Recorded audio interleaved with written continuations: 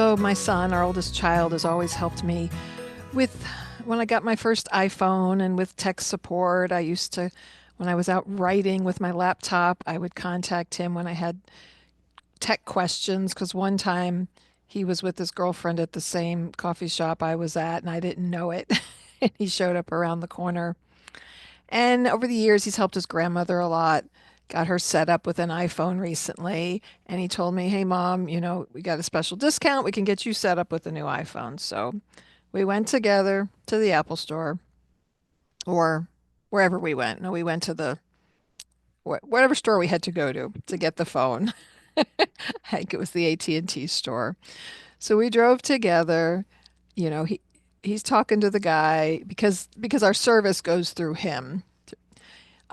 He's got a special service plan with work. So he had to be there for that part. So we're talking about things and getting things set up, and it takes a while. They've got to download your stuff and do all these connections. And he was going to go to the local Best Buy to get me a case because he can get it real discount. So as he goes to leave, he looks at the rep who's helping us and says, I'm going to run over to Best Buy and pick something up.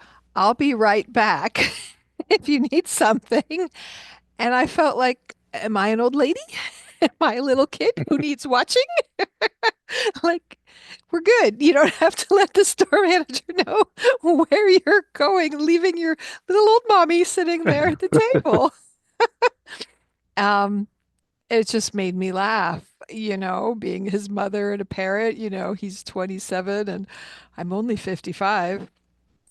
So, just a funny moment where the children are parenting us. Well, hello, this is Don. And this is Gina with Focused Healthy Family. And today is podcast number 177, and we're going to be talking about senior technology for seniors, Yes. some different things to possibly help seniors as they go along in their life here. Yeah, And middle-aged people too. We all didn't grow us, up with the us ones that technology. that are still children in our Even in your child's. 40s, can be challenged. And definitely if you're over 50, we didn't grow up with a lot of these things, and it's constantly changing to keep up with it. Well, I know my older siblings always treat me like I'm a kid. I didn't know my kids treat me like kids either, but Yeah, remember, it switches around. yeah, it I was does. talking to my brother about something as my mother, and he said, well, you're the parent now. Isn't that how it works? Um, We talk about that a lot, though, as far as seniors and how it all switches. So, um, a couple of tips for you to start out with today. This is coming from the Council on Aging. It's 13 different tips that you want to take when it comes to technology. so before we do that, don't we do a joke? You can. So I was looking up jokes. So this is a picture cartoon, but it's just one woman talking to another about her husband. She says, Leroy's not that tech savvy. He just dropped off his cell phone at the drugstore to get the photos developed.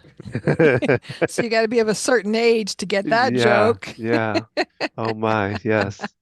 Um, Yeah, we used to drop film off all the time to the drugstore and to have get it it come back as developed. pictures. So yeah, I think you can still do that now. I don't know. I think it's different places you have to go because some films are coming back for people that like I know. I think Well, well, you can have digital things printed too. yeah, yeah. Um, yeah, you can have digital things. It's just But different than the I don't rolls. think every drugstore has a capability for I doing used to make anymore. I had the little cartridge camera from when I was little, and I'd mail in the cartridges. There were little envelopes online, little envelopes because you got a Online. discount, and you'd put them in there and you'd mail it in because it wasn't that long ago. It was before we moved. I found a roll of film. So it wasn't the cartridge, but I had graduated to an actual camera with a roll of film, and I found an undeveloped roll of film. And I'm trying to think. I think I went and got it developed. I hope I did. Or I still have that somewhere. Got lost in the move. Mm, So stories about getting photos developed. Yeah, we always did the thing in the mail because you could get two for one. And but back then you didn't, you developed everything on the film. So if you had a bad picture, and you had two of them, yeah, yeah. copious amounts of printed pictures, and then what do you do with all those things? Well, and I don't know if I've ever told online, but I bought this camera from my friend when I was living in Mississippi, and he, at some years before that, had worked for Canon, the actual manufacturer in Japan, and he had this camera that he wanted to get rid of, and I was just kind of getting into kind of playing around with photography and all. So I bought the camera from him, and he said, "Well, it's got a roll of film in there." And he said, "I don't know what size it was." So I took the camera, and I mean, I took pictures of everything. My mother came in town. I took pictures with her, and we went down to Louisiana from Mississippi, and I kept going with it and going, wow, it went past the 12, it went past the 24, and then it started going past the 36. I said, hmm, I bet you. Well, what went through my mind was I hit it too hard and it busted the roll. So I took it into the drugstore and dropped it off. And he said, well, I have to take a look at it. I'll let you know. And came back and there was no film in the camera. So you dropped the whole camera off at the drugstore?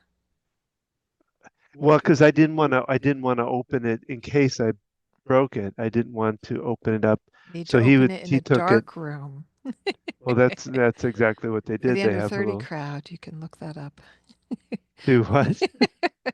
What are you commenting in the behind my back? No, I said for the under 30 crowd, you can look up what a dark room is. Ah, so anyway. Well, anyway, I have um, some technology tips that you might want to keep in mind. And we can talk a little bit about this, but I'm going to kind of just go through them a little quickly. Um, and this comes from the Council of Aging. The first one is using strong passwords, and I think we're starting to get more and more involved with that, getting really good, intricate ones, not using 1, 2, 3, 4, 5 or something like Although that. I work with seniors and they still often use Oh yeah, a real yeah, simple password or their birth date. My mom used parents' anniversary, which happens to be numbers in a sequence. Um, not a good idea. so, yeah, but you want to have something memorable. Someone told me a trick. You take the name of your favorite movie and just use the first letters of it, or like a favorite saying or something. And so you use like the first letter of each word to keep it memorable, putting your capital in the middle somewhere. Um, Okay. yeah, and having a place to store it. But that's still an issue for people because, Yeah, I store it off on an online private place for doing it. There's all kinds of your safe phone or your iPhone, I should say. yeah, I like Um, Apple. In fact, my mom, um, she had a Surface laptop, and my brother got her set up with what's the company you used on? I think it was the same one to securely store passwords. And she hates the thing, and she can't remember the certain passwords, and it's complicated.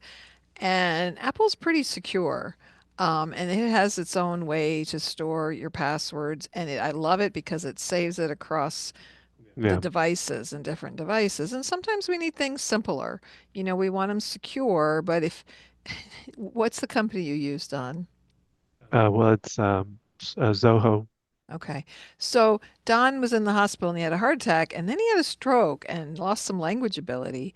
And we couldn't get into his computer to access information about his insurance. There was a bunch of things we couldn't access because he couldn't remember the password and didn't know where it was. So, like, make sure you have a loved one who knows Yeah, your yeah, passwords or how to get to where they are. Because, yeah, if something happens to you and you can't access that information, yeah, um, we spent a while trying to figure it out because I remember I told you sit down at your computer and maybe it'll come back to you.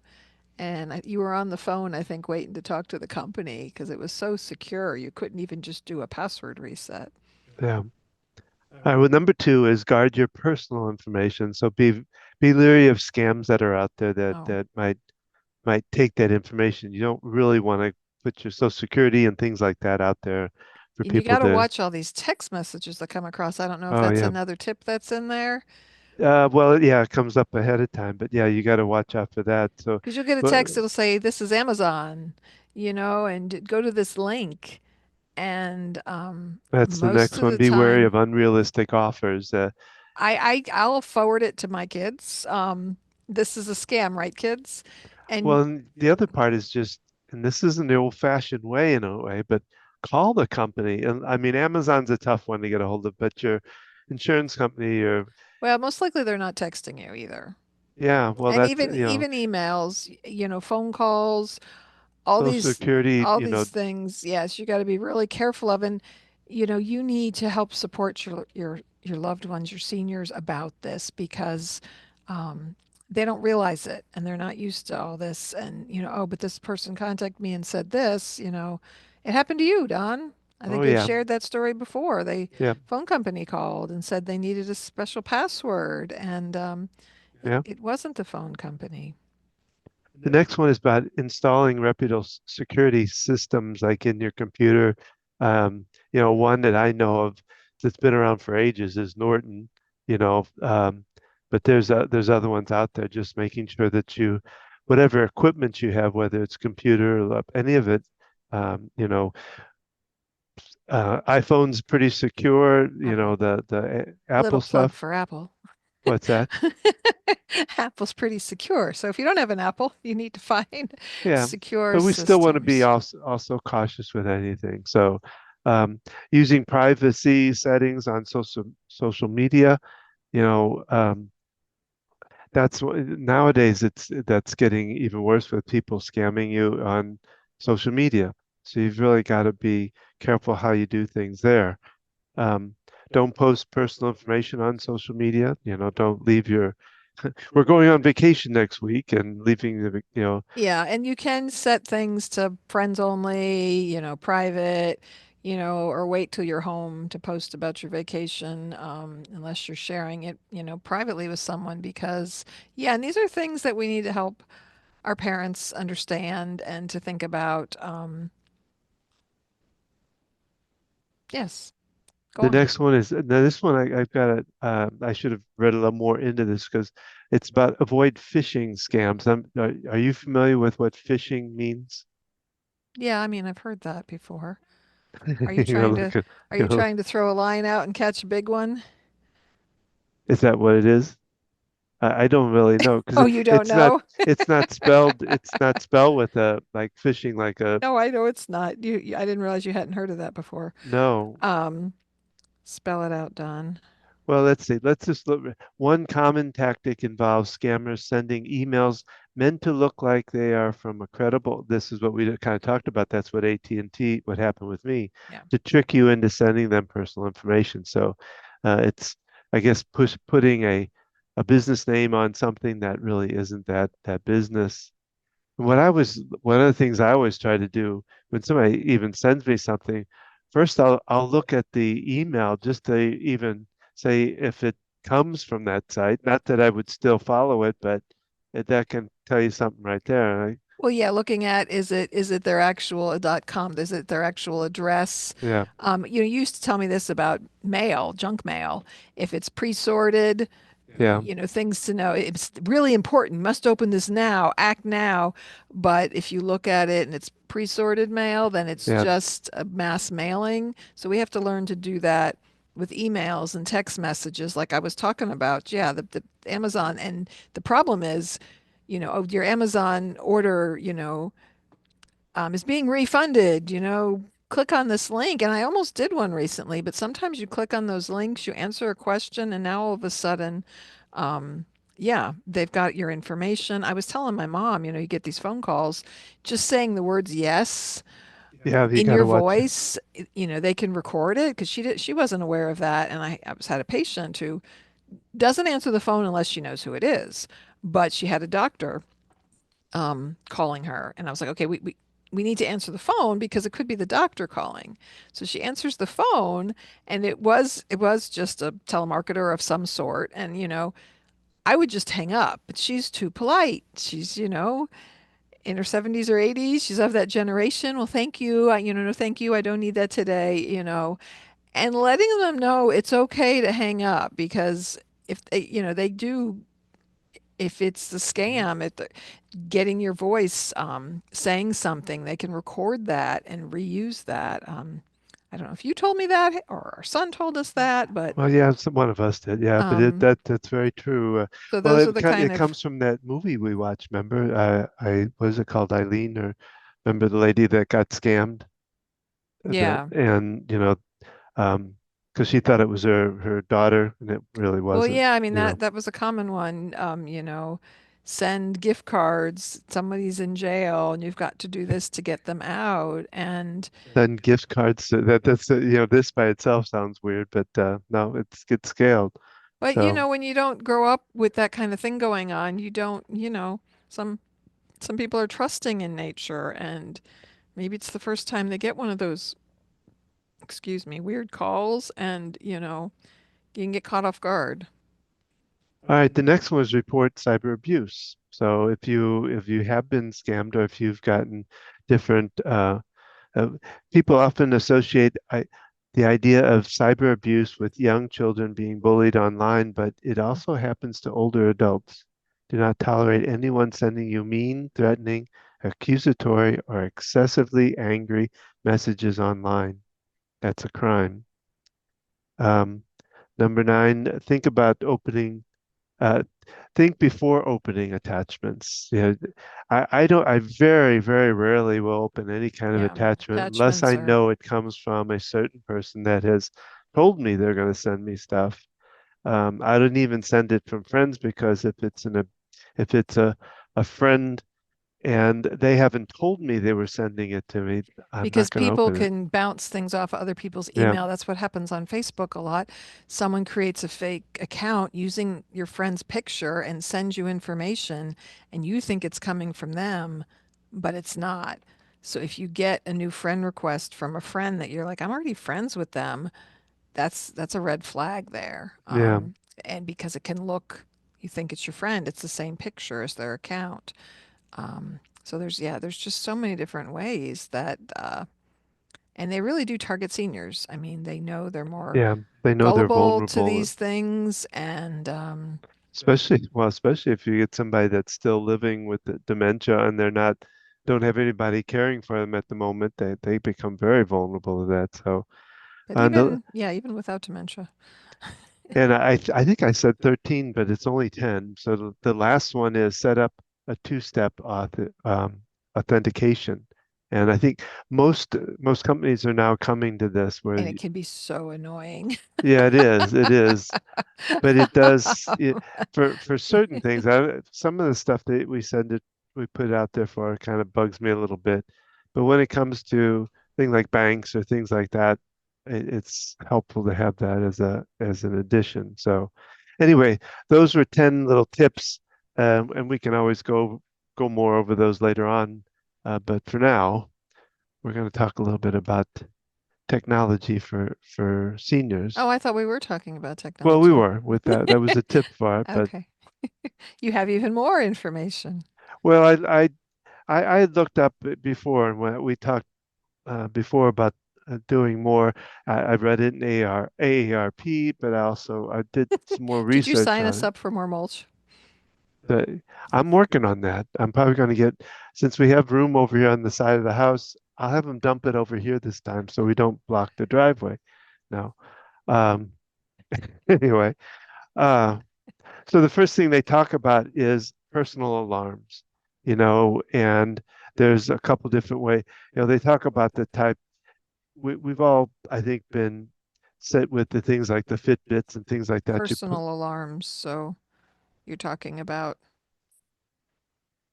what's that? why are you looking that way? Um, Oh, now I'm looking I the don't wrong know way. what you mean by a personal alarm. Well, they were talking about alarms that you would wear on your wrist, like Alerts kind of Yeah, thing. there's ones that, I mean, now they do so much that they'll check your heart rate, they'll check So blood you're talking about like pressure. a watch or a Fitbit. I just you say Here, you do no, but you it. say wear a personal alarm.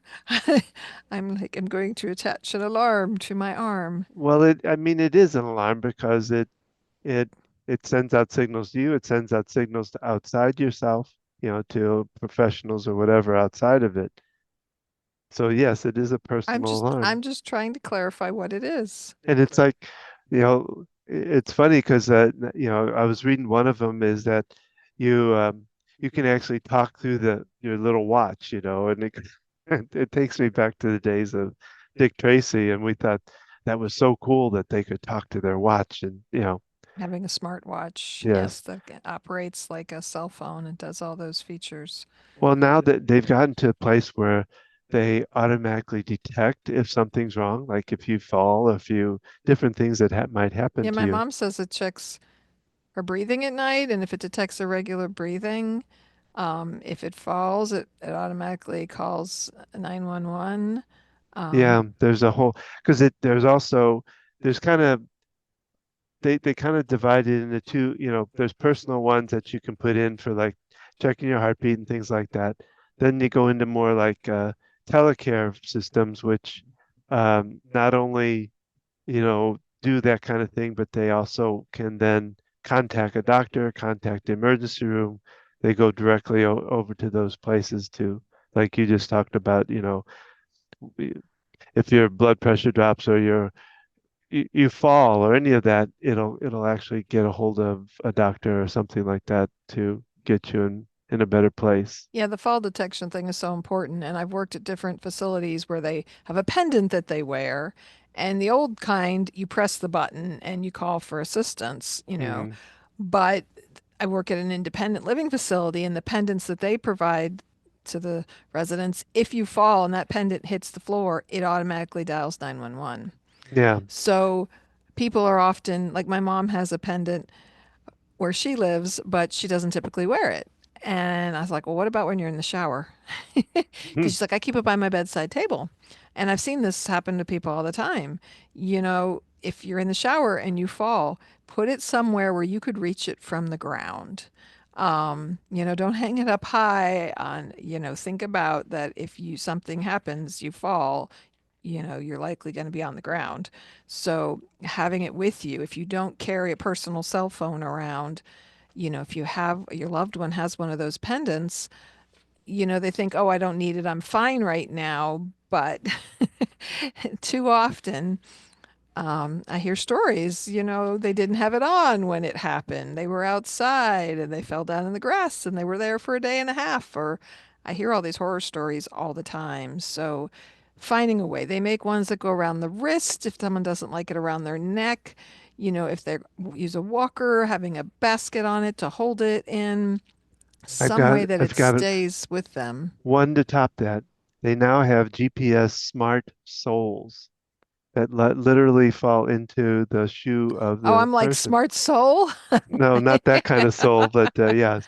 Well, that's a different smart Oh, so sole. That's smart soles. So you put them in your shoe you put them in the shoe like and an it insert. indicates, I mean, from what I was reading, it looks like it indicates any kind of thing that goes on, blood pressure, also if you fall, things like that. So That's makes a it great even, thing for people, who don't wear a watch or don't want to carry a pendant or know how to use a cell phone. You just stick it in, as long as they put their shoes on. yeah, and they don't even have to know that it's necessarily in there, but But if they get up in the middle of the night and go to the bathroom and fall, they're not going to have their shoes on.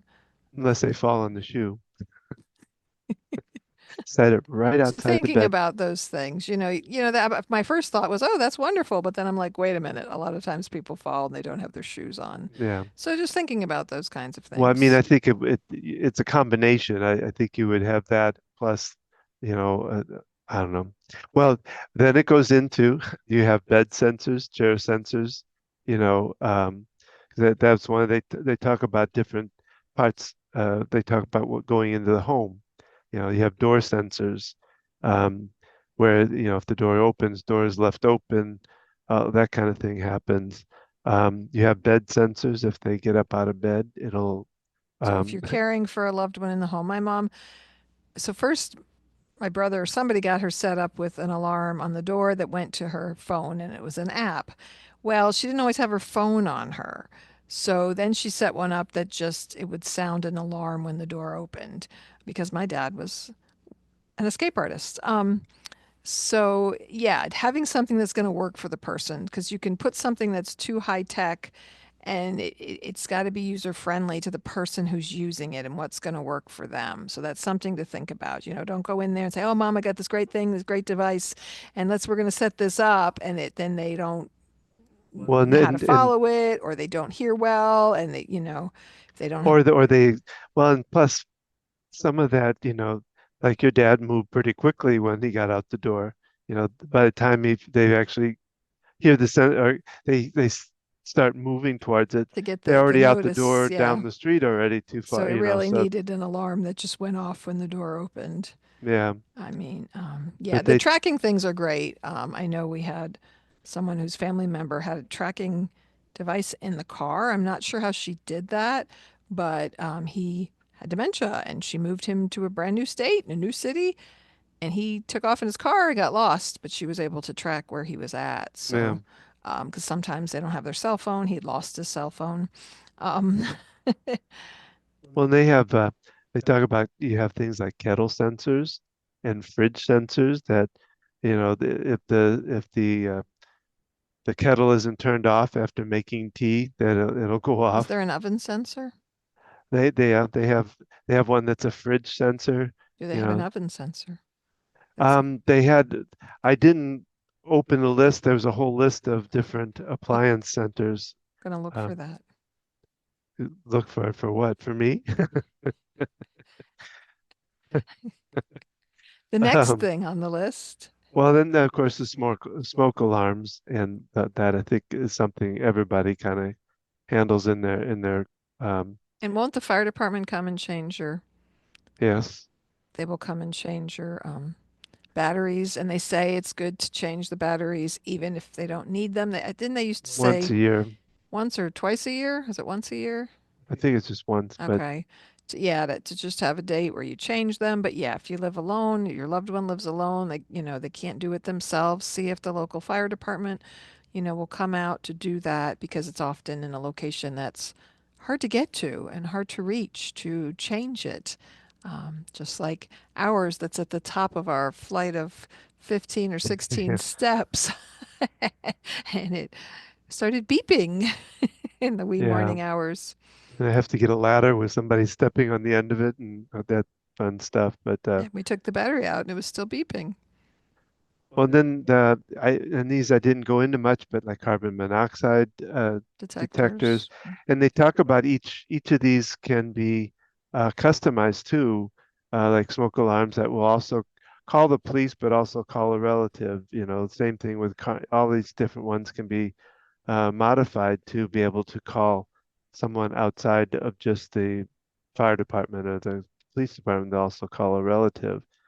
Even temperature sensors, whether you ha- now I don't think that would be alarm, but if somebody had their temperature set too high or too low, Mm-hmm. it doesn't hurt for you to notify that what's going on, because it could be something in their bodily that they're feeling very cold, so they turn it up. Might be a reason for that. I don't know if that. Yeah, they're running a fever or someone who's just confused and puts the temperature way too hot or way too cold. And, if it's really hot temperatures like we're having in North Carolina and much of the country, I think, right now, or if it's really cold, yeah. Um, if you want to maintain someone at home, but they have limitations with their cognition, yeah, see what things are available, especially for families who are living far away from a loved one and they're trying to support them the best they can from a distance. Yeah, you can get some of these different services put in that you can monitor it wherever you're located. Well, then they talk about a flood detector, Hmm. and so I hadn't thought about that, that water main breaks or the hose to the washer breaks and your house floods. it doesn't hurt to have even something like that. I think it's more than just where the river overfloods. It Yeah, we also needed that talks. when we moved in because the overflow tank on our hot water heater broke, and it's in our garage, and we went out there for some reason, and there's water spraying everywhere.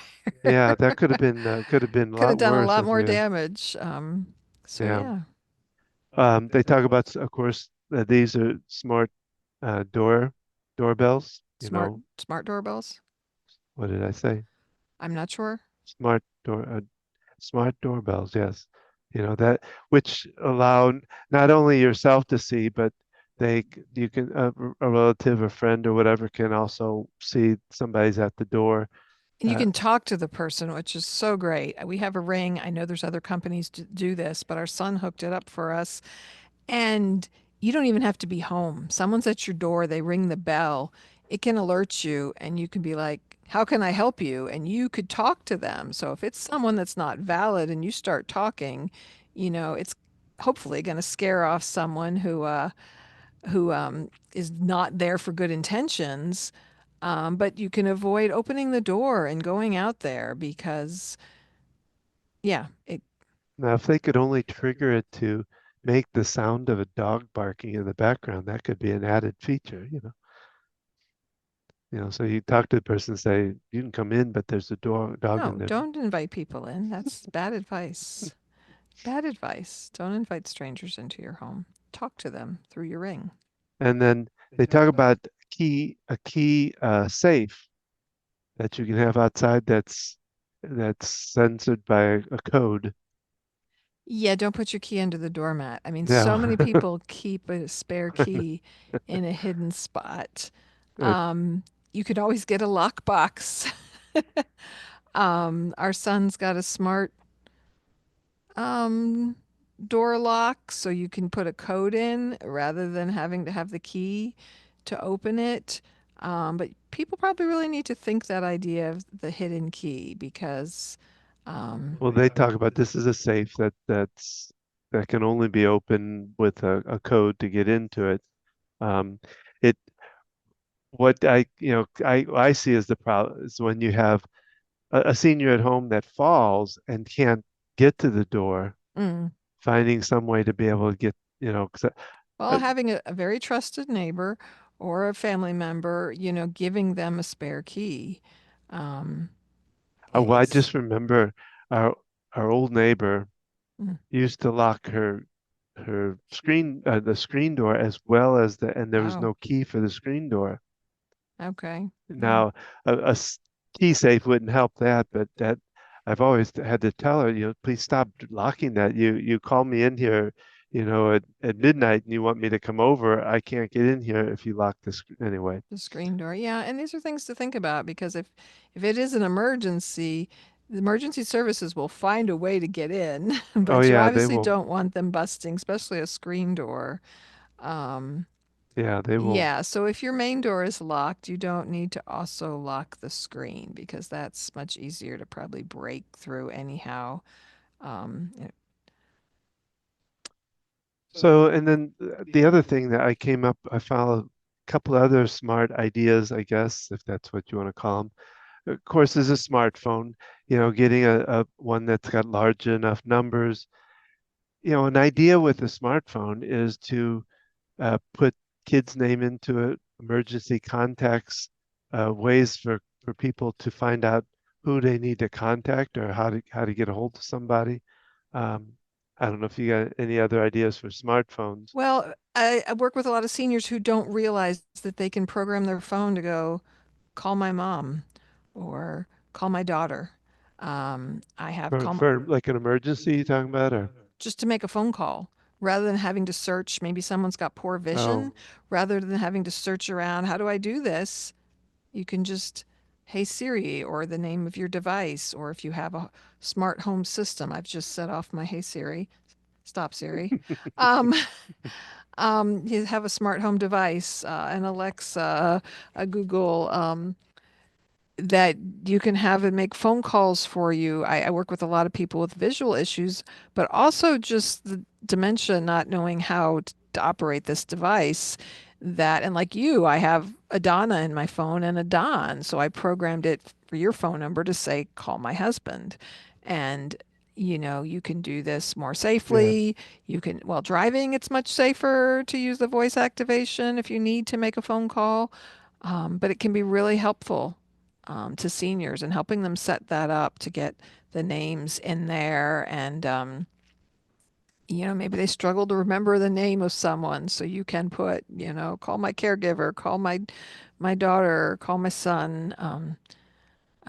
I don't know if you can do like son number one, son number I two. don't, I never thought about There that. Yeah. might be ways to do that, but support your loved ones or find a grandchild. Find someone to help you. My parents lived in a 55 plus community, and they used to have Apple classes and tech classes and supports. Check out the senior centers and other free services that might be available to help them learn the equipment because it is complicated and unfortunately it's ever changing as well.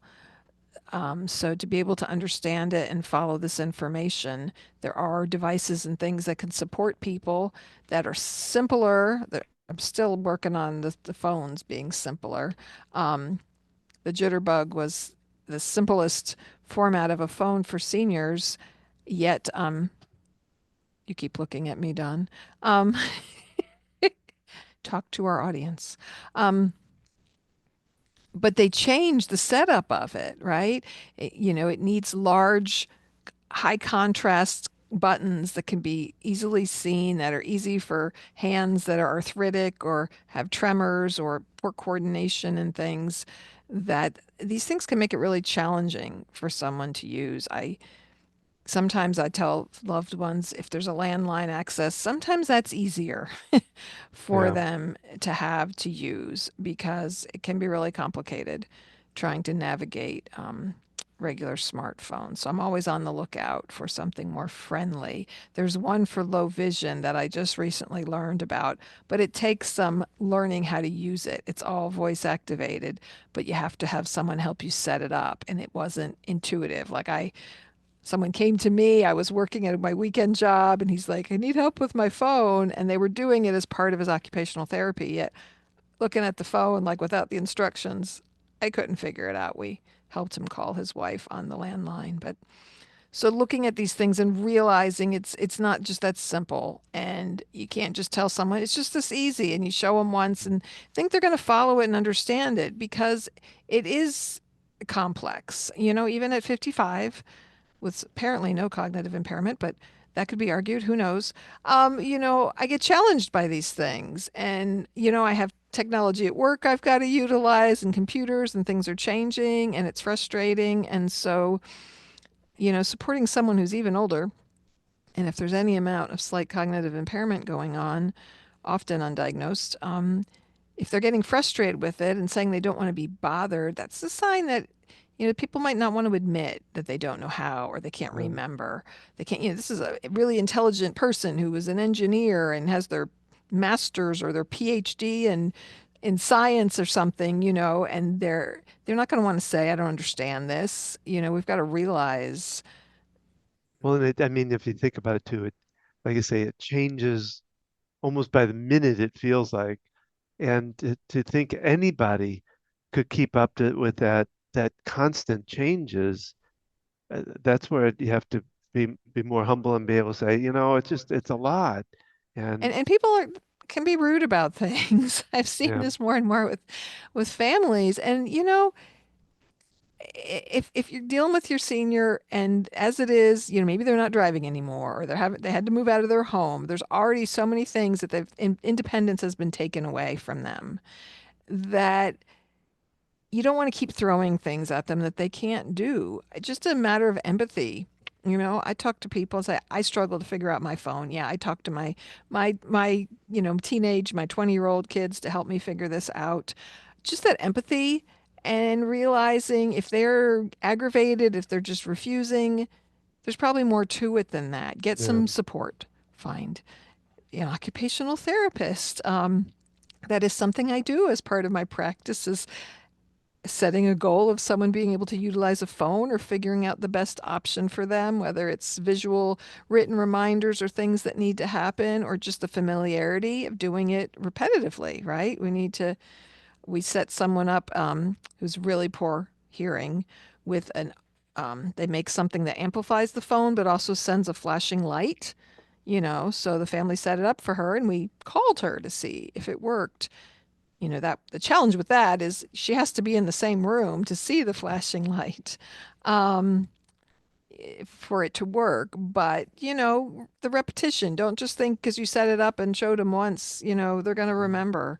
And if it's frustrating you, who can help support you? Who has the patience? Can one of your children, their grandchildren, or someone else who has some time? Often, you could pay a 13-year-old, a little bit of money to help it out. They might be real appreciative of doing that, a little incentive, um, and getting someone who's maybe got more patience and more time on their hands to support them. And yeah, just thinking about the respect component is what I'm thinking about as I'm describing this when we're dealing with this. Not just you're old and you don't know how to do anything, and I'm always having to help you, and this is so annoying, and I've told you once, so I have to tell you again.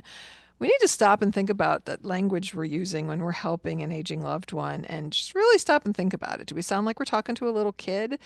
And they are a full-grown adult, even if they have dementia, and there still needs to be that level of respect. So think about that and the wonderful tips that we've shared with you today. And remember, if you're having trouble with navigating these things, with caring for loved ones, juggling your own life, and maybe even raising children, reach out to Don and I and see how we can support you at focusedhealthyfamily.com. Were there any other pointers, Don, for today? Um, well, there was a couple of questions I put on there about uh, things to consider with technology. Just there was like four Mm-hmm. different questions I put out, and there's probably more to it, but just, like which sensors to install and where to install them, is the idea. What is the considered abnormal behavior? I think that's kind of a light question for when you talk about like what's on email and what you're getting across there. What Oh, not a person's behavior, but yeah, what's abnormal as far as a phone call or or something somebody that's coming to the door, any of that kind of stuff. What how to spot those yeah. things. Who the monitor call let's see what who the monitor calls in each instance. So I guess you can, when something you fall, where does it call? Does it call you? Does it call a relative? Who does it call? Besides, of course, the fire department or the police department or things like that. And the last one is whether you like passive telecare or you use a more triggered alarm approach. So in other words, passive meaning you're handling it all on yourself, you're doing it all yourself, or you have a more one that goes to a professional that takes takes that alarm a lot further along, something like that. So we hope we've given you some things to think about, hopefully some helpful information and tips, and we'd love to hear from you. Please let Donna and I know what topics you found helpful. We take all forms of feedback and other topics that you'd like to hear, anyone you know that you could connect us with, or just, I really talked to this person. I want to hear more about this. We can reach out. We're always looking to set up more interviews with different people to discuss different things in more depth in their area of specialty. So please learn more about us at our website at focusedhealthyfamily.com. You can look and to see the consulting work that we do and Don's EFT tapping services. You can join him every Tuesday night, 7 p.m. Eastern Standard Time, where he does a free online tapping. And you can learn more about that all at our website at focused with an ed healthyfamily.com. You can find us on Facebook at Focused Healthy Family, Instagram Focused Healthy Family 1, and if you're listening to this, you can also see our podcast at YouTube at Focused Healthy Family. And join us each Thursday. And please be sure to check back and you can do a search on our podcast page for prior episodes of things that we've discussed. We have been focusing on caring for aging loved ones, but in the context of caring for ourselves and possibly raising children as well. Our first year or more of podcasts really focused more on the family aspect of raising children, dealing with anxiety, self-care, and all those things. And we've just expanded to it to, caring for your aging loved one. And those of you who are like us in the sandwich generation where we're caring for an aging loved one and still raising or supporting our kids in some way or form. So again, hope you've enjoyed that. Reach out to us, connect to us, and also remember, how you speak to your children and your loved ones today shapes their future and yours.